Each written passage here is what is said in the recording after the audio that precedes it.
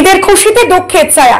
জিতপুর নতুন পাড়া এলাকায় ভয়াবহ অগ্নিকাণ্ড। ঈদের আনন্দের মধ্যেও চরম শোকের ছায়া নেমে এলো জিতপুর নতুন পাড়া এলাকায়। বৈকাল থেকে এলাকায় ঘুরছিল ঈদের উৎসবের আমেজ। নতুন পোশাক পরা শিশু কিশোর থেকে শুরু করে সব বয়সের মানুষ খুশিতে মেতে উঠেছিলেন, কিন্তু মুহূর্তে সেই আনন্দ পরিণত হয় বেদনার স্মৃতিতে। দমকল থানার অন্তর্গত জিতপুর নতুন পাড়া মাঠের গমের ঘরে কিংবা কারা আগুন ধরিয়ে দিলে তা মুহূর্তের মধ্যে ছড়িয়ে পড়ে সমগ্র মাঠে। আগুনের শিখা ও ধোঁয়ার কুণ্ডলী আকাশে ছড়িয়ে পড়ে।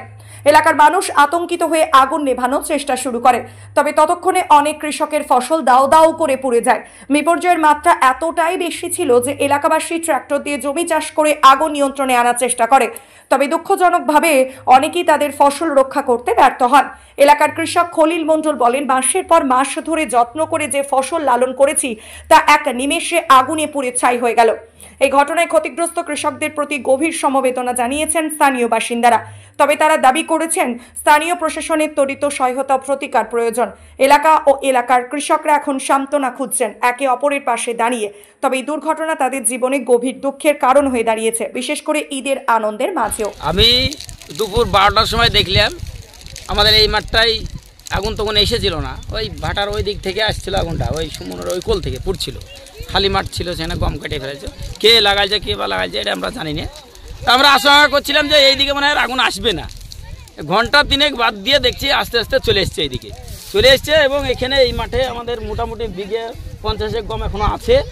এই জায়গাটা সামান্য একটা জায়গা, কিন্তু আমরা যত চেষ্টা করে হোক কোনোরকমভাবে আমরা এই জায়গাটা লিভালছি, তার জন্য আগুনটা এই পারে আসতে পারল না। আবার ট্রাক্টর ডেকে নিয়ে এসে আমরা ওটা চাষ করে নিলাম, সঙ্গে সঙ্গে ট্রাক্টরটাও পেয়েছিলাম যে আমরা হাত দিয়ে যতটা পারলাম বাড়িয়ে ধরিয়ে।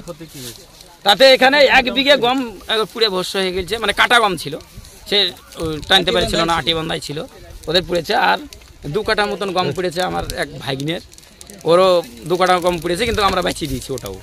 তো যাই হোক, এমন কিছু বড় ধরনের ক্ষতি হয়নি। যদি আগুনটা এইদিকে চলে যেত বিঘের পর বিঘে 50 বিঘে 60 বিঘে গম, আমাদের ট্রাক্টরটা যদি ঠিক টাইমে না আসতো তাহলে হয়তো আগুনটা আমরা বাঁচাতে পারতাম না এই গমটাকে।